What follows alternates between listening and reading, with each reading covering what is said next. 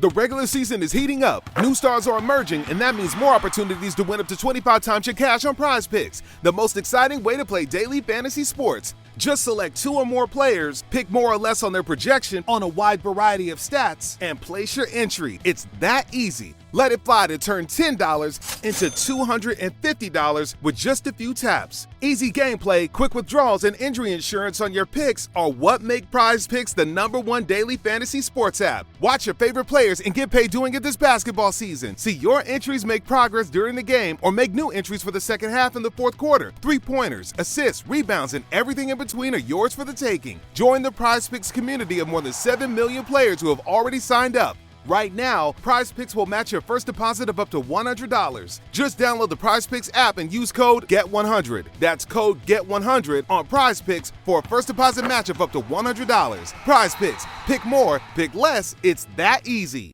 My gosh, it's bad out there. Welcome. It is Eric Erickson here, the Eric Erickson Show across the nation.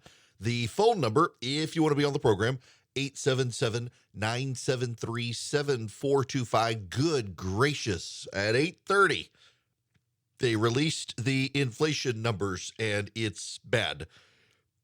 Now, we knew it was going to be bad because on Friday, Jen Psaki, the White House press secretary, started saying it was going to probably be bad. And the initial numbers did not look good. The estimates did not look good. Over the weekend, they started saying it even more. Well, yeah, the Consumer Price Index, we're at the highest rate since 1981. It is bad, really bad.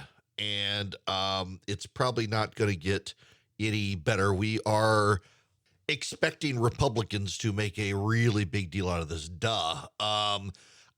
I want to actually spend some time in raw politics right now out of the gate. Normally, I try to take the headlines and do the headlines first and get to this later, but I wasn't able to be here yesterday. Man, y'all, okay, so, I had to take off yesterday. Thanks for Alan Sanders filling in. My son had a soccer game, a football game, and my wife is still recovering from COVID, so I needed to drive him, and it was like 2 hours, 2-hour drive there, 2-hour drive back. And at 10 a.m., they canceled the soccer game because the other school forgot they had standardized tests this week. So, but I wasn't going to, Alan was already doing show prep and stuff, so I had so much other work to do. I had a working day. It was not a vacation.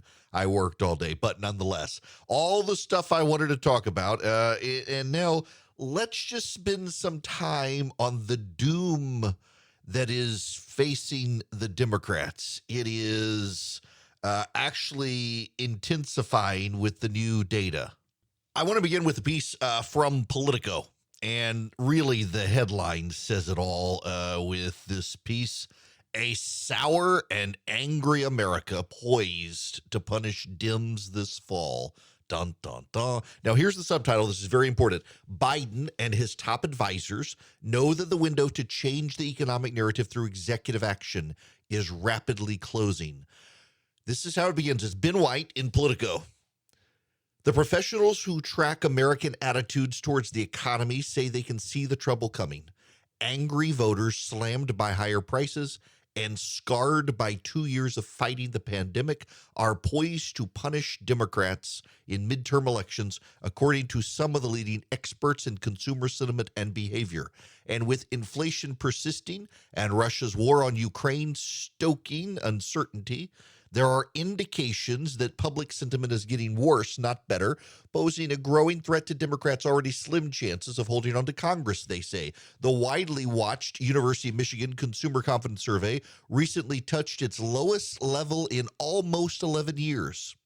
A survey by the Associated Press, NORC Center for Public Affairs Research, showed that almost 70% of Americans think the economy is in poor shape, and 81% of those in a poll released by CNBC see a recession coming this year. It's going to be next year, probably. Gallup found the share of Americans citing inflation as the top issue is now its highest since the 1980s, back when, hey, the record previously was set until today. The big run-up in gas and food and home prices is already causing great hardship for many households, says Richard Curtin, a veteran economist who's run the University of Michigan Consumer Survey since 1976. And the Biden administration made a critical error in saying it would be transient and people should just tough it out. It wasn't transient. A lot of people couldn't just tough it out, and it caused a big loss of confidence in Mr. Biden's policies. Now, we can stop there for a moment. When you're in politics, you try to be an accurate indicator of what's to come. And if you can be an accurate indicator of what's to come, the public might just put their trust in you. So when you say inflation is transitory, it's going to come down, relax, don't worry. Well, people will give you the benefit of the doubt. You are the president, after all. People presume, rightly or wrongly, but rightly, that presidents have extra knowledge that they, the lay observer, do not have. So when the president and his team all say it's transitory, don't worry, it's not going to last. And by the way, it wasn't just the president. It was Jen Psaki. It wasn't just Jen Psaki. It was Janet Yellen, the Treasury Secretary. It was members of Congress. They were all saying this. Well, when it's not transitory, they tend to discredit you. But this goes back to something you guys can say it with me. Y'all know what I'm about to say. Afghanistan. Yes, Afghanistan. Now, none of you, and I realize this is broken record time if you're a regular listener, but it's just so vitally important you understand this. None of you go to a grocery store right now and see empty store shelves and say, it's just freaking Afghanistan. None of you go to the gas pump and fill up and say, Afghanistan. Nobody does that. But when Joe Biden handled Afghanistan in the way he did, voters went from thinking the man was competent and cared to incompetent with no empathy. The people talk about the emotional quotient or the emotional quotient, in politics. Empathizing with people is the greatest skill. If you can empathize with someone, you may disagree with them. But if you can empathize with them, you can build bridges to each other. They can relate to you, and they can begin to connect to you. If you're empathetic with the plights of other people, Joe Biden on the campaign trail seemed to be empathetic. And after Afghanistan, people decided he really wasn't. He had been lying the whole time. And the problem with that is thereafter, everything began to be viewed as the man's not really competent and doesn't really care. So when you get to inflation and the Biden administration keeps saying it's transitory, when it's not, well, the public tends to turn on you. They've got an axe to grind, and they want to grind it on you because you're the guy they thought they could trust who turned out to be an incompetent moron, and now you've been lying to them the whole time, telling them inflation was transitory. Listen, y'all may not like me saying this if you're a Democrat, but you at least need to understand what the hell is happening to your party right now. The voters are coming for you. The torches are lit. The pitchforks are ready to go. They are coming for you. And they're coming to you for you, not because you did anything. That's kind of the crummy part of this, if we're honest. The Democrats in Washington, they passed a bipartisan infrastructure bill. That's it. That's all they did. They haven't done anything else. Nothing good, nothing bad. They haven't done anything. But voters will be coming for them because of Joe Biden. Joe Biden did a lot. The voters are angry. The anger is starting to, make people realize there are other problems. The biggest problem the Democrats have is not the presidency right now. They've got it for another 2 years. The problem for the Democrats is they may have the presidency for 2 years, but they are increasingly likely to lose the Senate. Now, if you're in Georgia, you need to listen to this, because as you know, I'm a little critical of Herschel Walker taking the Joe Biden routine of staying in the basement and not doing anything. He didn't show up to a debate. He's got a lot of baggage. The Democrats are going to go after him. But as I have said, in a bad year for Democrats, Herschel Walker could literally stay in the basement like Joe Biden did and win the race, never answering a single question. He could do that, and he just might. It is notable that the only poll that has Raphael Warnock beating Herschel Walker in Georgia is a Democratic poll from PPP, which is a progressive polling firm, and every other major media outlet poll that has no axe to grind has Herschel Walker beating Raphael Warnock. It also has the generic Republican in Arizona beating Mark Kelly. It also has Adam Laxalt beating the senator from Nevada. It also has the generic Republican beating Maggie Hassan of New Hampshire. Now, notice I say generic Republican because the candidates will matter. But the Republicans look like they could pick up those 4 seats and have a 54-seat Senate majority, assuming they hold Wisconsin and Pennsylvania, which is very likely. But more important to that, moving forward, it looks like Joe Biden and the Democratic majority in the Senate may all be toast in 2024. Since the Reagan era, Democrats have averaged, I'm reading from Slow Boring, Matt Yingles's website, but somebody else wrote it. Who wrote it? Simon Bazelon wrote this. Since the Reagan era, Democrats have averaged roughly 51% of the two-party vote in presidential elections. If Biden gets the percentage of that vote and the correlation between the Senate and presidential vote stays as close as 0.95 as it was in 2020, then basically every Democratic senator in a state Joe Biden won by less than 2%, who is up in 2024, is likely to lose. This includes John Tester of Montana, Joe Manchin of West Virginia, Sherrod Brown of Ohio, Bob Casey in Pennsylvania, Tammy Baldwin in Wisconsin, Kristen Sinema in Arizona. In addition, Debbie Stabenow in Michigan and Jackie Rosen in Nevada will likely be toss-ups. They could lose all of those. 1, 2, 3, 4, 5, 6, 7, 8 seats. If the Republicans pick up 4 seats and they have a 54-seat majority, and then they get 8 seats, well, they only need 6. They're probably going to get those 6. Why? Because that would bring them to the magic number 60. Filibuster-proof Republican majority in 2024. Now, you got to get through 2022. Right now, you got Mark Kelly in Arizona. Biden won Arizona by 0.3 of a point. Raphael Warnock in Georgia. Biden won it by 0.2 of a point. It was stolen. We're not dealing with that right now. Catherine Cortez Masto in Nevada, Biden was up 2.4%. Maggie Hassan in New Hampshire, Biden was up 7.4%. Now, keep in mind, this is important. In Virginia and in New Jersey last year, the Democrats lost every single legislative seat where Biden won by 11.75% or less. So 11.75% or less flipped to the Republicans. This is the environment in which they are in. And by the way, if you haven't been paying attention, this is important for you. Inflation just hit the highest point since 1981. That's bad for the Democrats. You know, when I started out and could get nice quality sheets, I just thought I'm going to get a high thread count sheet. And if I get a high thread count sheet, it's going to be a really good sheet. Boy, did I learn that's not true. It's a myth.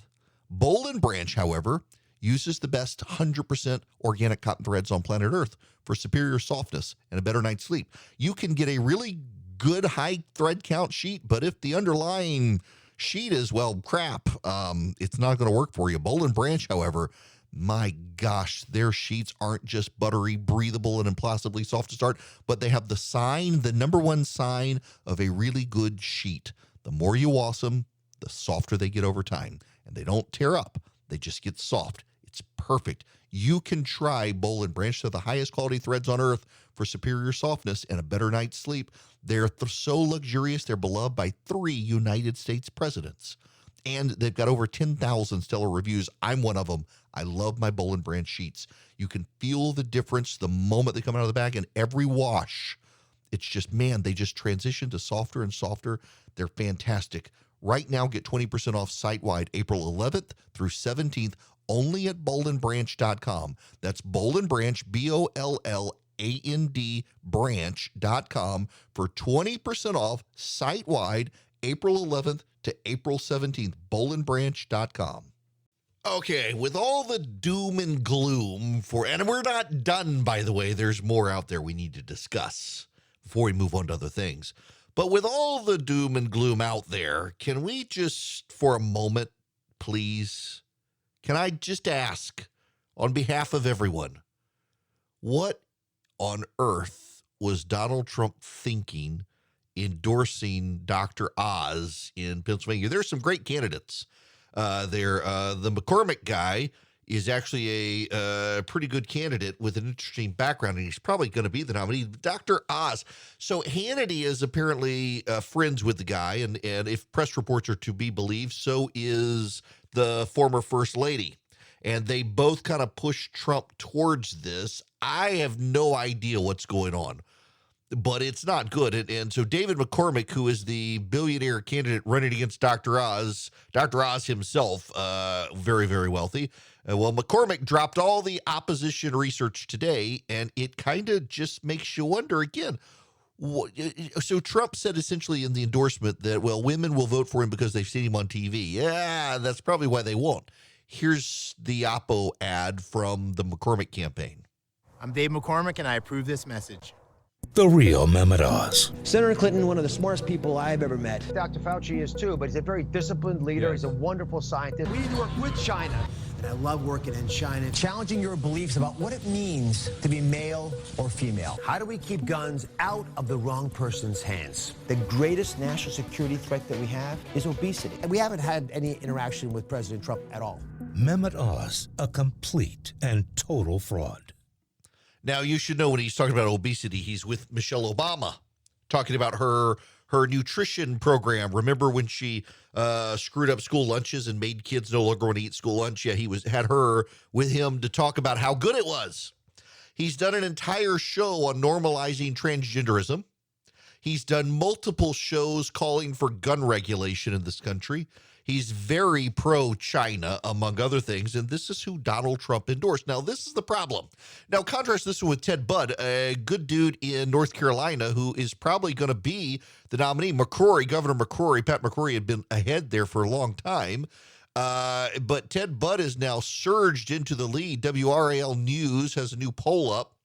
It shows Budd with 33% support, McCrory with 23% support, and former Representative Mark Walker with 7%.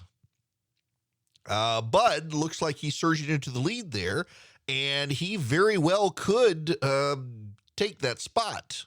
Now, you got Herschel Walker in Georgia. Herschel Walker is probably going to be the nominee unless his opponents go ruthless on him. And the problem with going ruthless, if it's you, voters tend to punish you and the other guy, and they go for someone else. This was kind of the situation that led Matt Bevin to become governor in Kentucky. Matt Bevin was running against two different people. They got so nasty to each other. Bevin was in third place. The voters had enough of the dirt, and they went with Bevin, and he won. He became governor. This could happen. If you go too nasty against somebody, the voters tend to punish you for going nasty and the other guy for being who you said he was, and they go with somebody else. Maybe that'll happen in Pennsylvania. I'm just absolutely perplexed by the Trump endorsement of Oz, and it does feel, and yes, I mean, it is an emotional thing. The number, when that came out the other day, because it caught everybody by surprise, no one expected it. In fact, on the ground in Pennsylvania, Oz does not have a ton of support, particularly among the grassroots base. And it was just a very weird thing. And my phone lit up. I didn't even know what happened. And all these people started texting me. It's like, what are y'all talking about? Donald Trump endorsed Dr. Oz. It's just weird. Then you've got the Mo Brooks situation in Alabama. In Georgia, you've got David Perdue, who's doesn't look like he's going to cross the finish line, and several other candidates. An attorney general pick who actually had left the practice of law and had to get back into it before he qualified to run for attorney general against a very popular Attorney General Chris Carr, who was on the show last week. And it's weird, y'all. It's weird. I don't know what's going on here. But Dr. Oz is pro-gun control. He is pro-transgender transitioning. He is pro-Obama. He's anti-gun. And he's never been a Trump fan.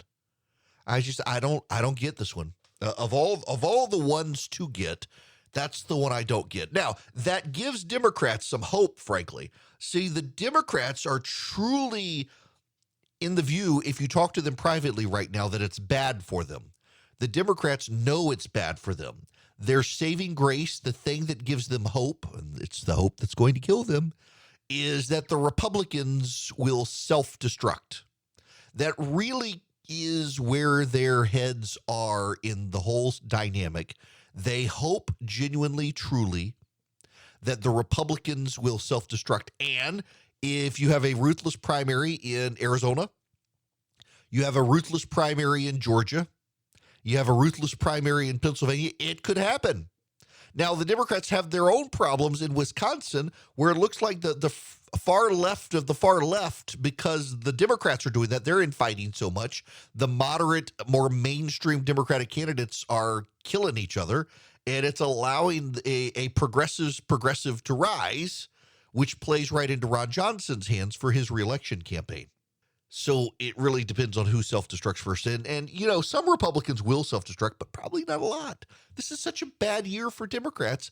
Deeply flawed candidates could get elected because the voters are so angry, and their anger right now connects to the Democrats. Now, when we come back some more, look, we're going to move on to other stuff, but I find this fascinating. I'm hoping to make it fascinating for you. There's more data out there I want to explore when we come back. Welcome back. It is Erick Erickson here, the Erick Erickson Show across the nation from my flagship station, WSB in Atlanta, Georgia. The phone number, if you'd like to be on this here program, 877-973-7425. If you're just tuning in, and my apologies to those of you who are Democrats listening, I'm laying out how much doom there is right now, particularly in light of the inflation data today. Things are just, the signs are there, and you might as well prepare yourself. Now, listen, let me just pause here for a moment and say something. We have had bad years for Republicans. 2018 was a terrible year, and, you know, I was honest and calculated and direct in 2018 and said as much and got all sorts of hate mail from my own side for talking down the election. And you know, the party that controls the White House tends to lose in midterms. I've been there. I was there in 2006. I was covering politics then, wasn't on radio yet. Then I was not yet on radio in 2010, but I was on television. 2014 came the big wave. 2016 caught us all off guard. 2018, I knew what was going to happen. The party that controls the White House tends to do bad. Democrats, this is your turn. Don't worry about it. When the Republicans control the White House after 2024, come 2026, you'll be having a good night to a degree, except for the Senate. And therein lies part of the problem for the Democrats. This isn't hyperbole. This is just the reality of the situation. If the Republicans capture control of the Senate this go-round, and they probably are at this point, then in 6 years from now, it's kind of going to be hard for the Democrats to replace it. In 4 years from now, in 2026, looking at the lay of the land of who's up for re-election, it's going to be hard for the Democrats. They'll certainly pick off a few senators, but it's going to be hard for them. They've got to run the table this time, and even if they run the table this time and they keep the Senate 50-50, come 2024, it's almost impossible, barring absurd anomalies in the election process, for them to be able to do so. It's the nature of the beast. Now, I got to say something here. Democrats are going, Charlie, you can put this one in the I told you so file. Democrats are going to, and I know this, I'm not stupid, neither are you, and we know they've already been doing this. Democrats are going to begin a process of trying to delegitimize the United States Senate. Because they can't win, the Senate. They will try to delegitimize the Senate. They will start talking about how anti-democratic it is, etc. Now, you can't, here's the thing. Under the American Constitution, you can't get rid of the United States Senate. Under the Constitution, under the plain language of the Constitution, no state shall ever give up its senators without the vote of the state. So if the states decide they want to fix the Senate, you've got to amend the Constitution, and then each state has to agree to give up its senators. It's not going to happen. All that will happen is the Democrats will use it to delegitimize anything that comes out of the Senate. And the Republicans may very well get to a 60-vote threshold where the filibuster becomes irrelevant. In fact, that's why I don't think you're going to see a big push by the Democrats anymore this year to try to get rid of the filibuster. Why would you get rid of the filibuster when the Republicans are about to take the Senate and given 2024 may take the presidency again? And it's too soon to say on that one. Remember, Obama in 2010 had the worst midterm election disaster of any sitting president ever. 68 seats. And then at the local level, it was even worse. You had to go back to the 1890s after Reconstruction or during Reconstruction to find the biggest shakeup. But this was the biggest loss of seats of any president ever, Barack Obama in 2010, and then he won re-election in 2012. So you can't say what will happen in 2024 yet, but you can run the numbers in the Senate and say it's looking pretty grim in the Senate for 2024, given what's going on. But then for 2022, the data is beginning to shape up on how bad it is overall for the Democrats. Just take Abby Finkenauer. You probably don't know Abby Finkenauer. She was the favorite Democrat in Iowa. And she's been thrown off the Democratic primary ballot because you got to collect signatures. You got to collect them from 19 different counties. You got to collect at least 3,500 signatures, and they all have to be signed with the date after the signature. She collected 5,000 signatures. She got enough to meet the 19-county requirement, but after throwing out and disqualifying all of them, she came up 3 short and has been removed from the ballot by a judge. She's going to appeal. Maybe she can get back on. But this level of dysfunction in Iowa suggests Charles Grassley is safe when she was the one everybody was betting would be the nominee. And then there's this headline from ABC News: Democrats' enthusiasm problems worsen ahead of the midterms.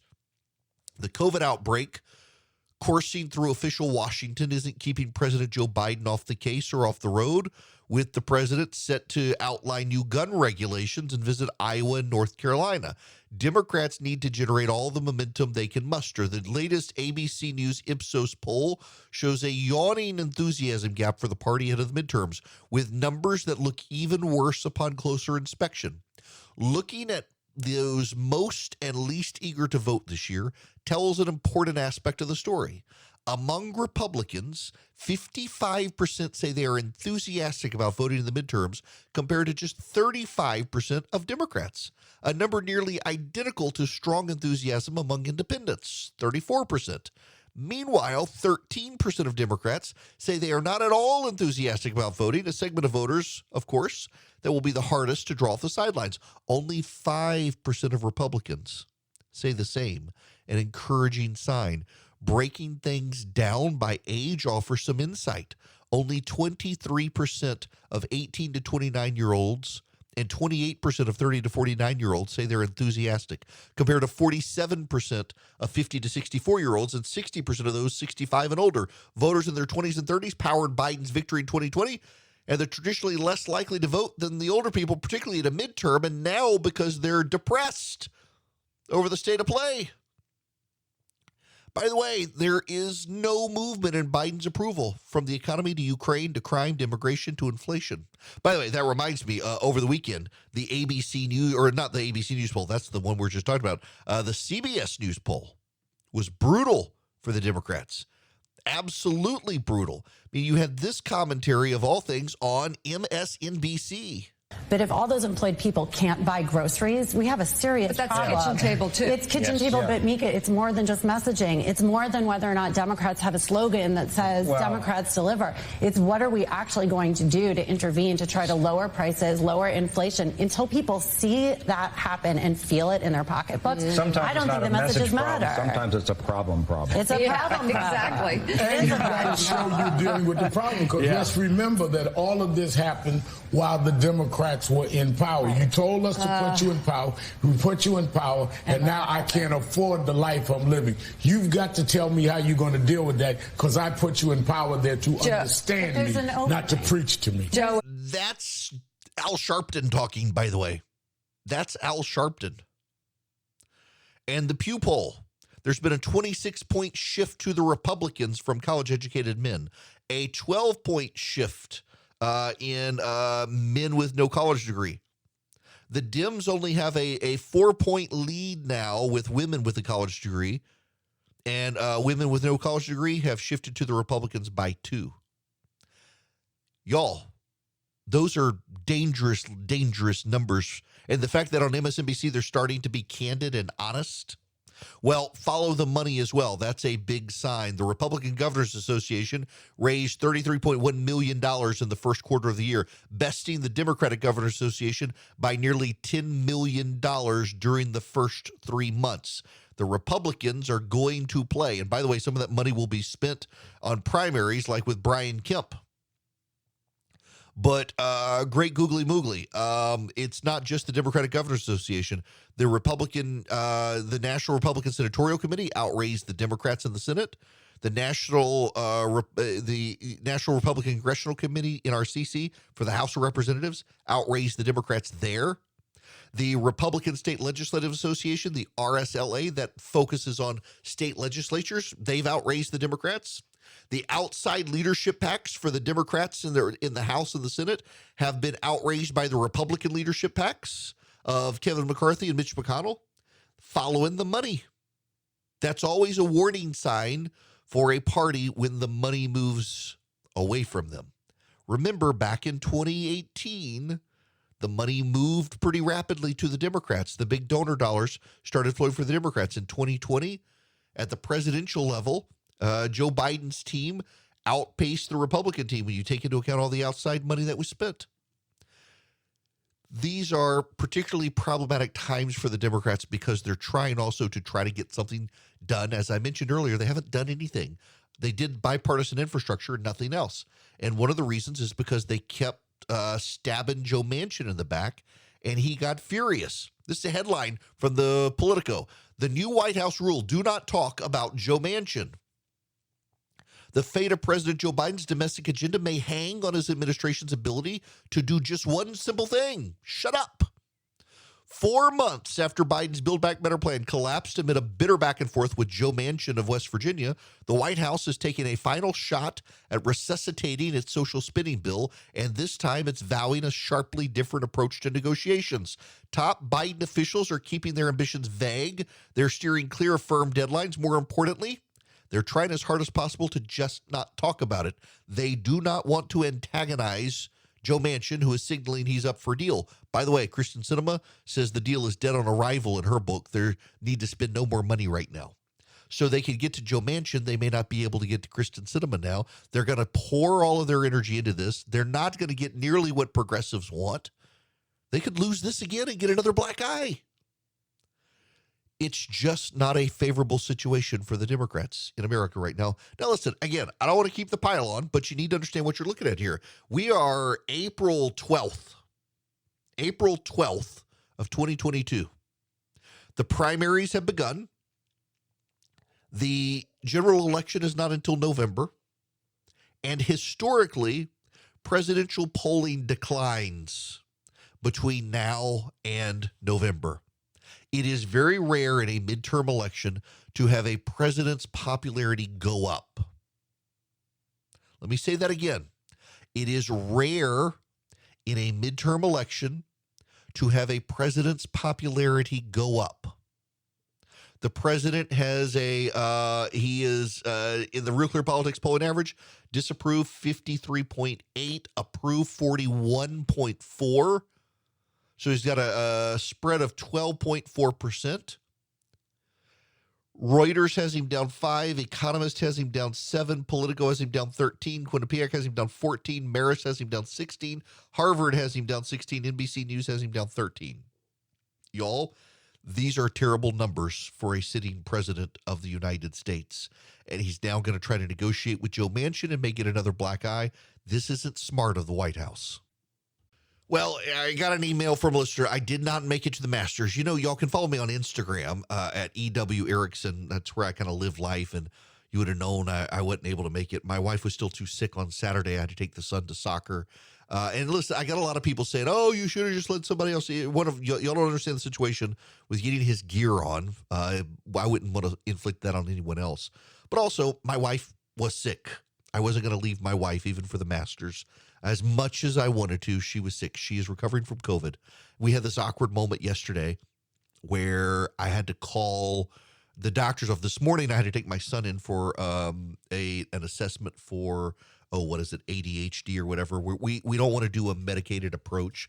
Several of his teachers have said we should go to this particular place, that they're very good at helping with behavioral techniques to help him focus. He's, a 7th grade boy. What do you expect? So, but we don't want to put him on medication or anything. And these doctors at this group specialize in non-medicated treatment for it. But I had to call and I was like, hey, my wife had COVID. We're fine. We've been tested. We're negative. We don't have symptoms other than allergies. We don't have anything. Can we come? Because this appointment, it took us 6 months to get on the books. It's like, please don't schedule us. Please don't cancel us. And like, nope, come on in. We don't care. Thank goodness. My wife is doing fine, by the way. She has healed. She's still got a ways to go, but she is doing much better. She got strep and then got diagnosed with COVID. And we don't know how she got it. She is super careful. Virtual hermit. They did go to the beach, but they ate outdoors. They didn't eat indoors. They were very careful where she went. They went to Gulf Shores to the beach. I had to stay home and work, and super careful, still got it. At this point, I'm kind of sure that everybody's going to get it, but this is what I want to say. I know that when people say, I got COVID, I'm so thankful I got the shot. There are a lot of conservatives who, I thought you would get it. Listen, they oversold and missold the vaccine. It is clear at this point you can still get COVID, but I got to tell you guys, my wife has a compromised immune system with her chemo for lung cancer. She had strep, and she got COVID. And the second dose of the Moderna vaccine was worse on her than COVID. The second shot left her in bed in just misery for days on end. And with COVID, it took away her energy, took away her voice, but she didn't have any impact on her lungs or anything. Now, me, I was in a hotel room with my dad back in August. He had COVID. I never got it. I took a road trip a couple of months ago with a buddy of mine. We were on the road for a couple of days, and it turns out he had COVID, got really sick after we got back. I didn't get it. My brother-in-law got it. I sat next to him over a couple of days at Christmas. I didn't get it from him, and now around Christy, and I haven't gotten it from her. And I've gotten the vaccine and the boost. I'm telling y'all, with a good, healthy system, in most cases, it still works. And if you're compromised like my wife, she has really not had a horrible impact from COVID. It hasn't been good. She's been very, very tired. There were a couple of days where she was in bed, but it could have been so much worse, particularly given her lung cancer. I am very thankful for the vaccine. I don't understand why Big Pharma is the bad guy here. Thanks to Big Pharma, my wife takes a pill every day that keeps her tumors from growing in her lungs. And they have stopped grow. They have not grown in 5 years. The pill's only supposed to work for 2. She's 5 years in on this chemo. It's a pill she takes every day, and the tumors still aren't growing. And thanks to Moderna and its COVID vaccine, she got hit by COVID and had a very minimal case of it. And had she not had the vaccine, it probably would have been far worse. Now, part of it as well, I do need to acknowledge, is the COVID variant now spreading around is not nearly as bad as it first was. But still, I'm a big believer in Big Pharma. I think capitalism is great, and Big Pharma's a way to do it. I realize they got subsidies and stuff for taking care of the COVID vaccine, but overall, yay, Big Pharma.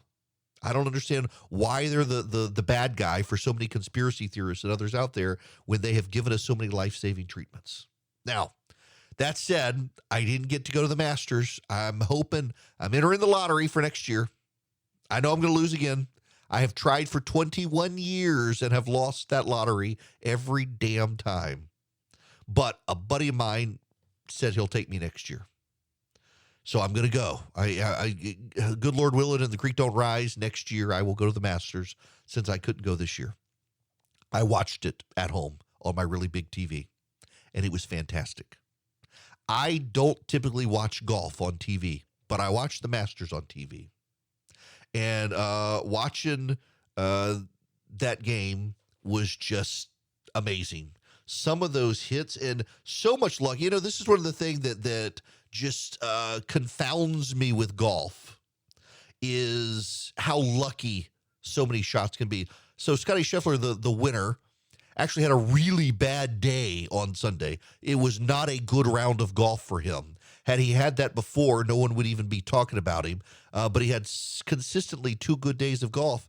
And then that third round. And, of course, he double bogeyed on the final putt, and he won. And it was amazing to watch. It really was. And he's apparently a very good dude. I don't know him. I know a couple of people who know him, went to high school with him, and they just adore the guy, say he's super nice, good Christian guy, loves his wife, loves his family, and is just down to earth. You'd never know he was now a massive multimillionaire and the #1 golfer in the world. It was a great game. Next year, I'm going. When we come back, we got to get into the rest of the news of the day. It's 2022. Things are still crazy. Things haven't settled down. And now you got the Federal Reserve and interest rates. You got the economy. You got inflation. A lot of banks won't even return your phone call. Let's say you're a small business and you need a loan for $750,000 or higher. You see an opportunity where banks, they don't even want to see you. You want to buy a building, you want to build a building, reach out to the Frost family at First Liberty Building and Loan. They've been helping small businesses become big businesses since the 1990s. They want to help you if they can. So spend 10 minutes with them. See if you're a good fit for them and they're a good fit for you.